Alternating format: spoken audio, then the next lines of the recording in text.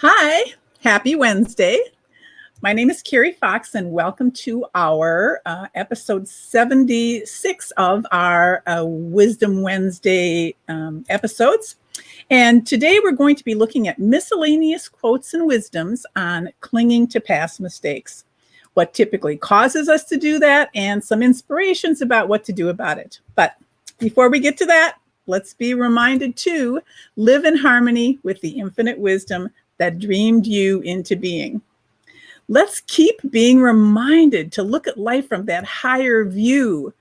It's where we learn how to not sweat the small stuff, to prioritize what we put our attention towards. It hopes and intentions and creates a better world for each of us and for our families and for our communities and for, let's face it, the world in general. And I just have high hopes for us all.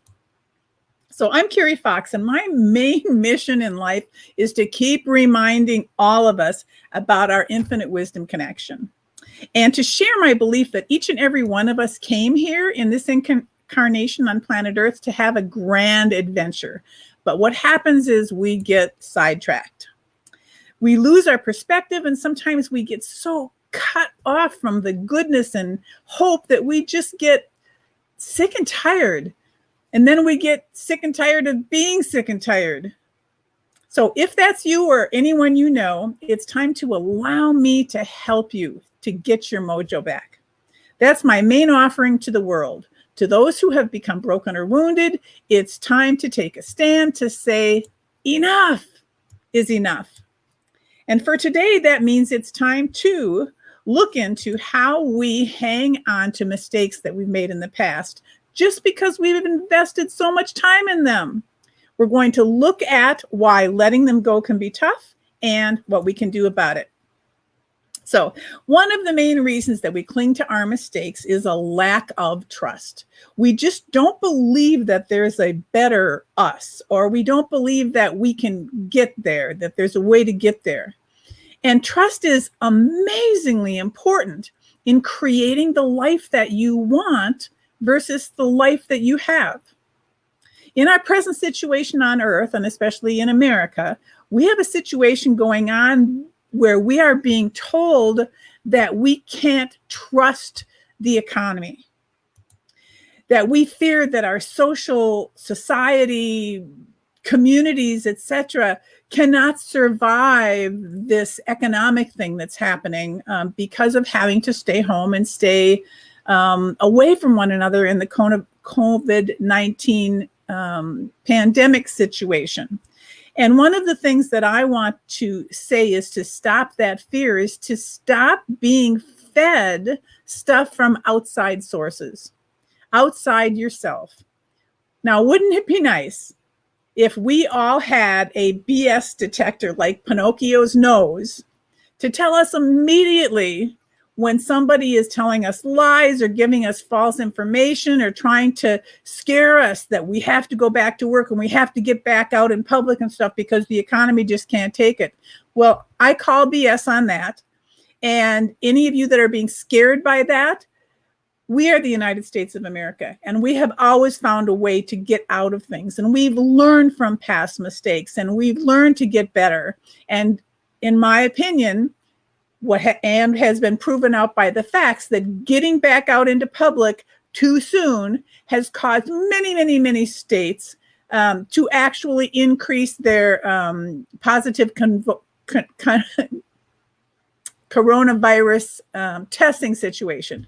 So don't believe the falsehood, the lies. Pretend like Pinocchio's nose is getting really long, and trust the people that do have our best interests in hearts, that we together can make it through this situation. I had no idea I was going to talk that much about the coronavirus. Anyway, so we need to remember not to look outside ourselves for all the answers, not to seek someone or something else to rescue us. Instead, we need to realize that we are the only ones with the power to make ourselves feel better. We are the only ones who can connect with our higher power, our connection to that infinite wisdom that I talked about a moment ago. Now, If you've followed me for a while, you're probably familiar with this image because I've talked about it in many of my teachings about our co-creative partnership. That we get sidetracked into believing that we are the image on the left, which is a 3D human being. And what happens is we start thinking we're at the mercy of everything that's happening and actually kind of feel that it's happening to us. But that there is such a small part of us that is actually a 3D human being. The image on the right gives a more accurate perspective of who we really are. And that is that we are a child of God. We are children of God. You are a child of God. There's just a mere split apart, a sliver of that energy of the universe source, God, that we are all made of. That's the life force inside of every single one of us. We're just a split apart of the major mass, infinital energy of God. So yes, we are a 3D human being, and yes, we have to live with what happens here on Earth. But more importantly and more powerfully, we are the split apart from cosmic consciousness. And together, the two of us have this partnership, the 3D human being and the infinite power of co-creation. So when you as a human being who makes mistakes cling to those mistakes and you don't trust the fact that you are a divine co-creator and that you're in partnership and that you can do anything that you want, you can get better, you can do all the things I'm going to talk about in this episode today. And when you know and remember this, that you have a co-creation partnership, that's when you can trust that you can let go of your mistakes, that there is happiness on the other side of these so-called mistakes. So here's a quote from Wayne Dyer that says, you can either be a host to God or you can be a hostage to your ego. It's your call. Now, this kind of brings up the issue of ego. And ego is that part of your brain that doesn't actually reflect your true self. And it's not really your real identity. And I have done so much talking and teaching and training about the ego. I just wanted to reference a couple previous episodes here if you want to learn my take on what the ego is and how we can deal with it. Episode 15 and episode 17, both were specifically aimed at the ego or the out of control ego, if you want to check those out. So in the process of letting go, you will lose many things from the past, but you will find yourself. A quote from the wonderful Deepak Chopra. So trusting your intuition, which is your connection to cosmic consciousness. Your brain or ego can play tricks on you. Your heart can be disconnected from source. But what this meme is calling your gut is what I suggest is when every single cell of your body is connected to and in communication with that infinite wisdom. So you can count on that. Your gut or your instincts are always right when you are a connected type person.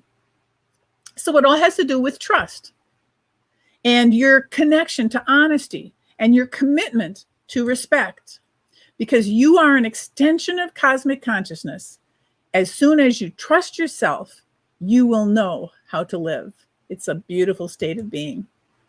So when you understand your co-creative partnership, you will believe in yourself and all the rest of the pieces will just fall into place. If you have faith in your own abilities and hard work, then there's nothing that you can't accomplish co-creation wise. You don't have to carry your mistakes around with you. You can place them under your feet and use them as stepping stones and recognize them as lessons. So this is a long one. Bear with me. You fall, you rise, you make mistakes, you live, you learn. You're human, not perfect. Well, that's debatable. That's again for another lesson. You've been hurt, but you're alive. Think of what a precious privilege it is to be alive, to breathe, to think, to enjoy, and to choose the things you love. Sometimes there is sadness on our journey, but there is also lots of beauty. We must keep putting one foot in front of the other, even when we are hurt, for we will never know what is waiting for us just around the bend. I encourage you to be present, make love, make tea, speak your truth, embrace deeper conversations, buy a plant, water it, make your bed or someone else's, open your heart, show that you care, run, make art, create, swim in the ocean, dance in the rain, take chances, ask questions, make mistakes, cry, learn, grow, know your worth, love fiercely, forgive quickly, let go of what doesn't make you happy. These are words of wisdom from a meme that I found on Wild Woman Sisterhood, another site that I love. So this is a list that I decided to share, even though it says that it's addressing mistakes pertaining to chronic illness, but I'll say them as they are applicable to our subject today. Number 1, don't let anything control your life. Number 2, don't take life so seriously. You are only here for a short visit. You get to come here, you get to leave here. Why not have a grand adventure while you're here? Number 3, don't stick with a bad doctor or a bad teacher or a bad counselor or a bad friend or a bad partner. Number 4, I'm going to adjust this again for Wisdom Wednesday from a few weeks ago when I was talking about hanging on to old stories, and I talked about creating a story journal. So do keep a journal of the mistakes or the old stories that you recognize you have been holding on to so that you can address them and get rid of them. And the processes and how to get rid of them are in some of my teachings, including the Get Your Mojo Back course. Number 5, don't expect more from outside of yourself than from inside of yourself. Inside of you, your connection to cosmic consciousness is so much wiser, bigger, smarter, more intuitive than any piece of information you're going to get from someone else. Number 6, do eat a proper diet. Your body is made up of 50+ trillion cells that are really your best friends. They agreed to come here with you and to be your eyes and your hair and your skin and your liver and your lungs. So stop dishonoring them by mistreating them. Number 7, do look at alternative ways to do everything. Number 8, there's a time for community, for friends and family, and there's a time for solitude, doing the inner work, connecting with the divine. Make time for both. Number 9, don't focus on any illness or mistake or old stories. Number 10, don't feel guilty about anything. When you recognize a mistake or a lesson, learn from it and let go of it. So this is one of my all-time favorite quotes ever from Eleanor Roosevelt. Let me give you a little background here. As a child and continuing right up through these 70-some years, I have been a movie geek. And as a child, we lived within walking distance of the movie theater. So that was where I went to entertain myself.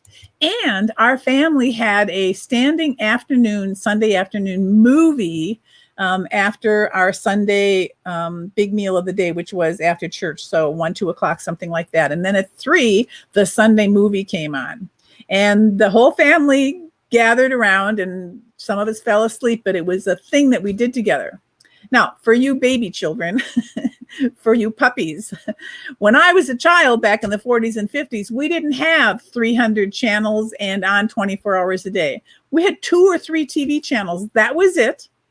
And they signed off at night and signed back in the morning, let's say 10 o'clock in the morning. And then they had news and a couple other things that happened. And then 9 o'clock at night, they signed off again. So there may just be one movie in the whole week that came on the television, and that would be on Sunday afternoon.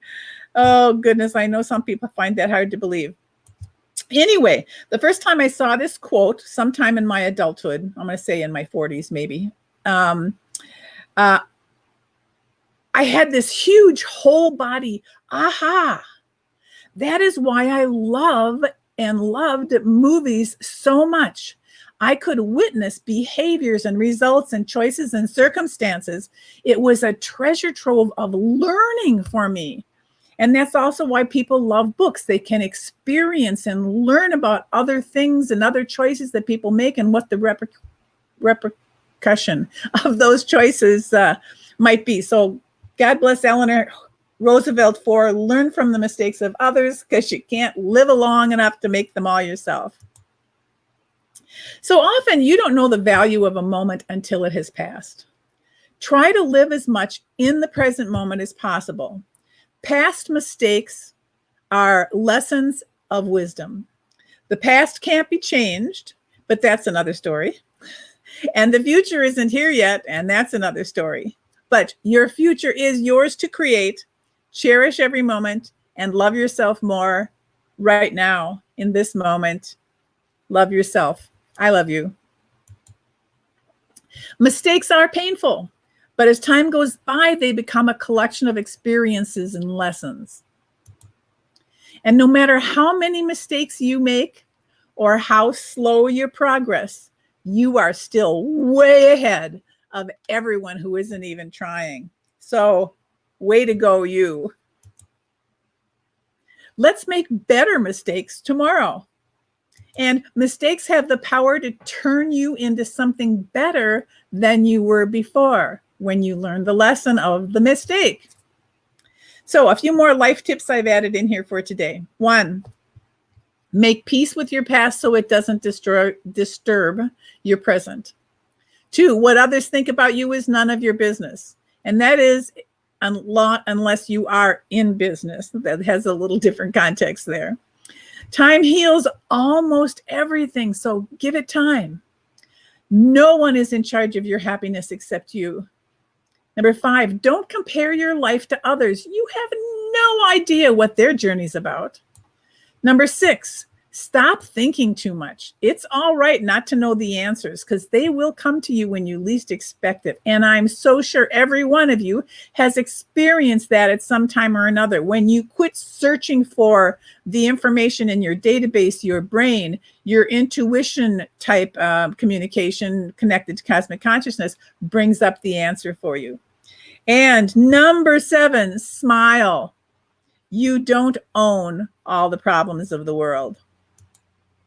And remember, don't cling to mistakes just because you spend a lot of time making them. But do remember to live in harmony with the infinite wisdom that dreamed you into being. One final quote for today is that big, bold, beautiful word that I love so well, the respect factor. Know in the depth of your being that when your respect factor is solid and healthy, your past mistakes get left in the dust. This is a quote from Pink that says, once you figure out what respect tastes like, it tastes better than attention. So the bottom line for today is you are so much better, bigger, wiser, stronger than you think you are. When you are someone who clings to your mistakes, you are playing small. Now listen, I hope you found some of today's quotes and inspirations helpful or enlightening or planted some seeds. And remember, if you want to see our daily inspirations or our weekly videos, our Facebook page is Harmony Enterprises with Carrie Fox. And if you know me at all, you know that I'm a huge advocate for meditation. I assure you that a daily meditation practice can change your life. So if you aren't meditating or you want some guidance or encouragement, I offer lots of workshops and trainings on meditation, how to get into a meditative state, no matter how active or intrusive your ego mind thoughts are. I teach how to get connected with that infinite wisdom that dreamed you into being so that you're connected to intuition, inspiration, and co-creation.